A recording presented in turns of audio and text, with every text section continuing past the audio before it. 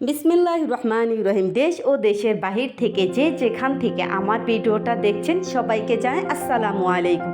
আশা করি আল্লাহর রহমতে সকলে সুস্থ এবং সবল আছেন। আলহামদুলিল্লাহ আমি অনেক ভালো আছি। আজকের ছোট্ট একটা ভিডিও, আমি সকাল থেকে কি কাজ করলাম সেগুলো আপনাদের সামনে তুলে ধরলাম।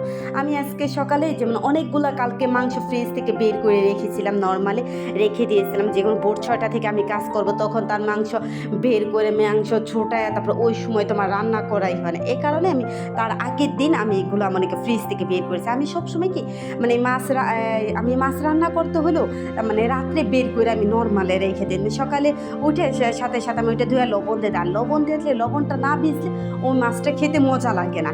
এই কারণে আমি সবসময় এভাবে কাজ করি।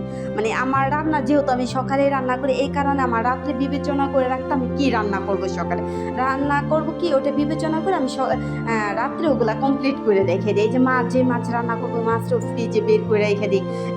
রেখে দেওয়ার পর আমি সকালে নামাজ পড়ে মাছটা মনে করি কোনো রকম খোলে আমি মনে করি লবণ দিয়ে রাখতে পারি।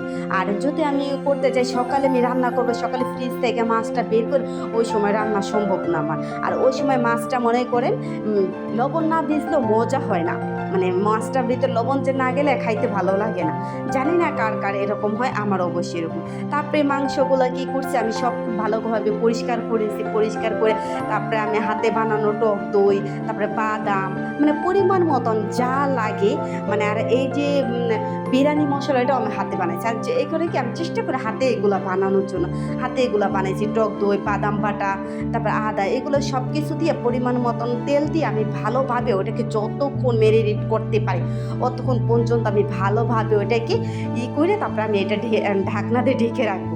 ঢাকনা দিয়ে ঢেকে রাখলে কি মানে আমি মেয়েকে কোচিংয়ে দিয়ে আসার পরে আমি এটা রান্না করবো, তো তখন মনে করেন আমার মাংসের ভিতরে একেবারে পৌঁছায় যাবে, মানে মশলাগুলো ভিজে যাবে। এই কারণে তখন এভাবে আমি মুরগির বিরিয়ানিও যখন রান্না করি না তখন এভাবেই করি, মানে মেরিনেট করে। আর অনেক সময় হাতে কষায় না রাখলেও যদি আমি রান্না করি ওটাও ভাবি যার যেভাবে ভালো লাগে, আমি এভাবে রান্না করি তো আমার এভাবেই ভালো লাগে। আর এভাবে না আমার খাইতে আমি ডবল কষানো হয়, এভাবে হয়। আবার পরবর্তীতে আমি পেঁয়াজ দিয়ে সুন্দর করে আবার ওটা আমি অনেক সময় নিয়ে কষাই।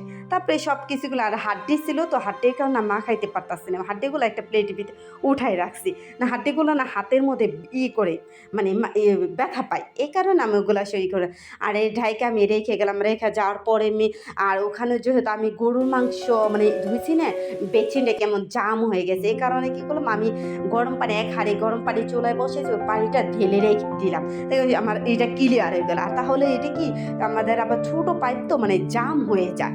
আমি প্রায় সময় কী করি পানি ঢেলে দিই। আর যাদের এরকম সমস্যা হবো না, মানে সাথে সাথে কী করে না পানি দিয়ে দিবেন, মানে গরুর তো অনেক চবড়ির কারণে আটকায় যায়, সাথে সাথে পানি ঢেলে দিলে কি ওটা গইরে মানে পৌঁছায় যায়। তারপর অবশেষে এগুলো সব কাজ করলাম। করার পরে মেয়ে বলতো আম্মু আজকে আমি গরম গরম ডিম ভাজার ভাত খাবো। তাহলে মেয়েকে ডিম ভাইজে একটা দিয়ে মরিচ দিয়ে আর ভাতে মেয়ে মনে আম্মু আমি তৃপ্তি সহকারে খেয়েছি, মানে ওর অনেক খেতে ইচ্ছে করতেছে। এই কারণে তারপরে আর দেখেন আমাদের মেয়ের স্বপ্ন পূরণ, মানে মেয়ে আর মা কত টাকা আমরা জমাইতে পারি, মানে স্বপ্ন পূরণ কে কতটুকু জমাইতে পারে। মানে আমার বলতেছে তুমি তো আমার টিফিন খরচ দিবা, ওখান থেকে মানে কিছু খাই আর কিছু রেখে দিব। আর আমি মনে করেন সংসারে থেকে কিছু মানে যাই মানে 10 টাকা 20 টাকা 50 টাকা 100 টাকা যখন যেটা পারে ওখানে আমি রেখে দেবো। মানে আমার মা মেয়ের স্বপ্ন পূর্ণ, এই টাকাটা বের করে তারপর আমার স্বপ্ন পূর্ণ করবো, আমার মেয়ের স্বপ্ন পূর্ণ করবো। এই কারণে বলতেছি মা মেয়ের স্বপ্ন পূরণ, মানে দুটোটার মধ্যে লিখেছে একটা মার একটা মেয়ে। এই কারণে তারপর আমার মেয়ে আপনাদের দেখাচ্ছে, আমার মেয়ে মাশাআল্লাহ অনেক টাকা জমিয়ে ফেলেছে। তারপর অবশেষে কী করলাম, এগুলা করার পরে আমি এই যে রান্নার প্রসেস করবো, এই যে আমি এগুলো কি পেঁয়াজ দিয়ে ভালোভাবে ভেজে নিতেছি, মানে কাঠ এগুলা লং এগুলো সব দিয়া যা যা লাগে বিরিয়ানিতে ওগুলো দিয়ে ভালোভাবে লালটা করে মানে আর তখন না আমার গ্যাস তেমন একটা ছিল না, হালকা গ্যাসে আমার রান্না করতে অনেক সময় লাগছে। কিন্তু আমি ওই যে পেঁয়াজটাও ভাজতে আমার প্রায় আধা ঘন্টার উপরে সময় লেগে গেছে। মানে রান্না করতে। আর এই গ্যাসে কি মাংসটা না কষানো মাংসটা না খেতে অনেক মজা, হালকা জালে মাংসটা খেতে মজা লাগে, কিন্তু অন্য অন্য তরকারিতে মজা লাগে না। যেমন আপনি পানি দিবেন না, হাতে কষে ওই পানিটা দিয়ে ওইটা হাতে কষায় যদি আমি রান্না করি না ওইটা মজা লাগে। জানি না কার কাছে কেমন লাগে, হালকা গ্যাসে গরু মাংসটা রান্না করা আমার অনেক মজা লাগে। তারপর অবশেষে কী করলাম, তারপরে মেয়েকে ওই যে কোচিংয়ের যখন গিয়েছে তখন আবার আমি বাজার করে নিয়ে এসলাম। মেয়েকে সাথে করে নিয়ে আসার পর বাসায় আবার বাজার করে এসেছিলাম। মেয়ে ড্রাগন খাইবো, ড্রাগন ফল, তারপরে পেয়ারা, এগুলো লেবু, সসপাতা যা লাগে। আর আমি যেহেতু প্রতিদিন বাজার আমার নিচে যাওয়া পরে আমি কিছু না কিছু নিয়ে আসি। আমার একসাথে কি মাসকাবারি বাজারটা অনেক কম করা হয়। আমার মাছ ভালো লাগলো আমি নিয়ে আসি, আর একসাথে করতে হলে কি ওটা মানে আমি করি না, যেহেতু আমার রেগুলার নিচে যাওয়া পড়ে। এই কারণে ধনিয়া পাতাগুলো আমি ধুইয়া তারপরে সুন্দর করে ধুইয়া একটা মানে ঝরা দিয়ে রাখবো, তারপরে সুন্দর করে বেছে একটা ফ্রিজে রেখে দেবো। তারপরে আমার যখন যেমন লাগে তেমন মনে কেন আমি রান্না করে দেবো। আমি এভাবে খাই না, এটা আপনি সচরাচর সবাই জানেন। আর রান্নার পরে মনে কেন আমি প্রত্যেকটা ফল এভাবে ধুয়ে রাখি। আর আমার মেয়ে কি হয়েছে যে শসা পাই না, ওইখানে শসা এমনিই খাওয়া দিল। এই কারণে আমি সব কিছু ধুয়ে তারপরে আর গুঁড়ো মরিচ তো মনে করেন আমার সবসময় কি মরিচ হলুদ এগুলো গ্রামে থেকে পাঠায়, তখন আমার ছিল না। কারণ এখানে না আমার করে না, মানে হলুদ ধোয়ার পরে কিন্তু অনেক ময়লা বাইরে, ওরা কিন্তু এত সুন্দর করে ধয় না। আর আমার মা যখন এগুলো পরিষ্কার করে এত সুন্দর করে পরিষ্কার করে, মানে এরকম।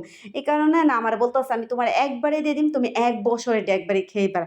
আর আমার গুঁড়ো মরিচটাকে অনেক লাগে, তখন এই যে আমার এফেকে শেষ হয়ে গেছে, মানে কী করার আছে এখানে এগুলো আইনে এসে আমি আবার বেশি করে নিয়ে আসলাম 250 গ্রাম মাংস আনার পর আমি কেতে ঠিক আছে আজকে আর আমি যেহেতু অনেক রসুন মরিচ করি এই কারণে আমার মরিচটা বেশি লাগে। আর তারপরে এই যে ড্রাগন ফল মেয়েকে কাইটে নিয়ে আইসি কোচিংয়ে থেকে আসার পর বলতেছে আম্মু আমার ক্ষুধা লাগছে, আমাকে তাহলে একটু ফল কাইটা দিই।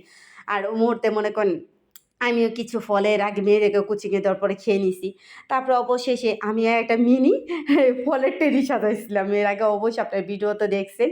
তারপরে কী করবে, এই মেয়েকে সব ফল এই মানে কাইটে দিলাম। সব ফল থেকে ড্রাগন আর পেঁপে এই যে পেয়ারা কেটে এসে মেয়েকে বললাম কি হালকা একটু বিট লবণ দিয়ে দিলাম। আমি কই তাহলে তুমি খাও। এসে কই কি আম্মু তুমি একটু খাও? আমি কই না আমি এর আগে ফল খেয়েছিলাম। আমার ঘরে ছিল ওগুলা খেয়েছিলাম, তুমি এগুলা খাও। তারপরে অবশেষে মেয়েকে দিয়ে ও যে আমি দেখছেন না আস্তে, আস্তে ওই রান্নাই করতাছে। রান্নার ফাঁকে, ফাঁকে কিন্তু আমি অনেক কাজ সারতাছি। আমি এই রান্নার সময় বসতাছি না। আমার সবসময় টার্গেট থাকে কি আমি রান্নাও করব, অন্য, অন্য কাজও করব। মানে আমার তরকারিটা আমি অনেক কষাই।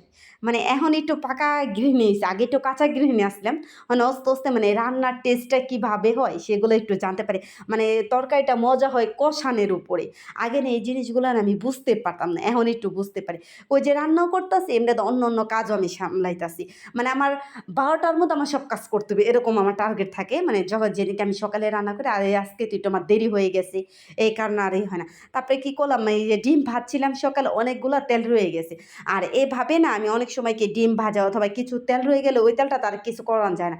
আর অপচয় করে কী লাভ, এখন বর্তমানে যে জিনিসের দাম, আমি কী করলাম ওই তেলের ভিতরে কতগুলো শুকনা মরিচ ভাইজা তারপরে হালকা একটু লবণ দিয়ে আমি ভালোভাবে জাকড়াইয়া রেখেছি। এটা আপনি অনায়াসে আপনি মনে করেন 2 হতে 3 মাস আপনি খাইতে পারবেন। এ হয়েছে 2 মাস, 2 হতে 3 মাস না খাই পেলে আপনি 1 মাস 1.5 মাস অনায়াসে খাই পারবেন। এত মজা যে প্রত্যেকটার মধ্যে কিন্তু লবণ ভিজাইতে হইব। মানে লবণ যে লাগে এরকমভাবে। আপনি নরমাল ফ্রিজে রেখে দেন, আমি নরমাল ফ্রিজে রাখি না, আমি এমনি রেখে দিই। তারপরে ওটা ঠান্ডা অবস্থায় ভরতে হবে। গরম অবস্থা বলে কি ঘাইমা পানি পড়ব। তখন আমি এভাবে ওগুলা সব করলাম। করার পর হন মেয়ে বলতেছে কি আম্মু আমার একটু দিবা? তুমি বিরিয়ানির জন্য কষাইছো আমার একটু মাংস দিবা? আমি কই আসো। তারপরে একটু পিরিজে দিলাম। ওই আবার করে পছন্দ করে। তারপরে এইগুলো আর কিন্তু বিরিয়ানিটা না আমি না খাইতে পারি না, জানি না ওর লেগে আমার কারণ আমি এই যে দেখলেন আমি কতগুলা মাংস কষাইলাম এগুলো কিন্তু আমি ছোট্ট, ছোট বক্সের মধ্যে মানে 3 বক্স আমি রেখে দিয়েছি। যেদিনকে মেয়ের আমার বিরিয়ানি খেতে ইচ্ছা করব সেদিনকে আমি মেয়েরে মনে করেন আমি ওই যে ওই একটা বক্সে করে মনে করেন 1 পট চাল দিয়ে ছোট্ট 1 পট চাল দিয়ে মানে ওই যতটুকু খাইতে পারি অতটুকু চাল দিয়ে ওরা আমি শর্টকাটে রান্না করি। আমি এরকমভাবেই করি। আমি গরু মাংসটা বেশি করে রান্না করলে কি আমি ডিপ ফ্রিজে রেখে দিই। অনেক সময় তো মনে করেন সবসময় তো হয় না। হঠাৎ করে একটু তরকারি আর ছিল না, মেয়ে মাংস খাইতে চাইতেছে ওটা আমি কী করলাম শর্টকাটে বের করে দিই। এভাবে আমি রাখি। তো জানি না কার মানে আমার এভাবে অনেকটা সুবিধা হয়। যেহেতু মেয়ে যখন চায় তখন আমি বের করে দিতে পারি। এজন্য আমি এভাবে রাখি।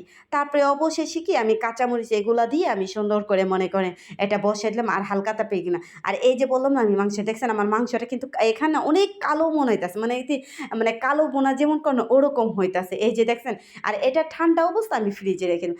তো এই যে 1 পট চালের লিগে কি মাংস কমা হইছে? ঠিক আছে। আমার মনে হয় ঠিক আছে।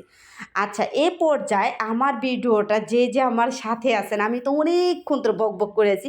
এ পর্যন্ত যে আমার সাথে আছেন অবশ্যই লাইক দিয়ে আমার ভিডিওটা দেখা শুরু করবেন। আর যদি আপনাদের ভালো লেগে থাকে অবশ্যই সাবস্ক্রাইব করে দিবেন।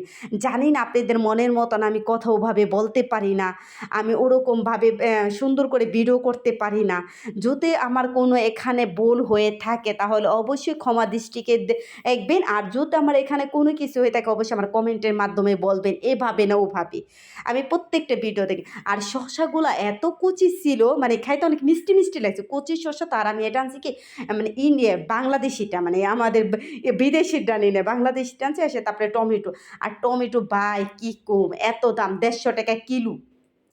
এক ৩ টা টমেটো আনতে যাও, তোমার এই ৳৭০ ৳৮০ পড়ে যায়। তারপরে আমি অবশেষে সবগুলো কেটে মেয়ে মানে ক্ষুধা লেগে গেছে, প্রায় ৩ টা বেজে গেছে।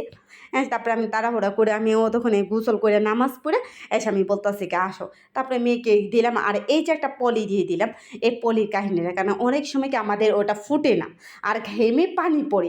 এই পলিটা দিয়ে দিলে কি পানি না ইয়ের উপরে পলির উপরে পড়ে। আর যেহেতু যাদের ফুটে না তারা এভাবে দিয়ে রাখতে পারে। কিন্তু এটা আমার শাশুড়ি মার আমার শাশুড়ি মা এরকমই করে করতো, তো এই কারণে আম্মু যখন এভাবে করতো আমি এভাবেই করি। তা আমার এভাবে ভালো হয়, আমি আটাও এভাবে করে রাখি। না আপনাদের এইটা মনে হয় তা হইতে পারে। যেহেতু আমার ভিডিও শেষ পর্যায়ে চলে আসছি, তারপরে যে মেয়েকে খেতে দিলাম, মেয়েরে বলতাছি কি তুমি খাও। মেয়েরে দিলাম, আবার আমার মেয়ের আরবি টিচারও আইছে। দেখি কি আরবি টিচার আছে।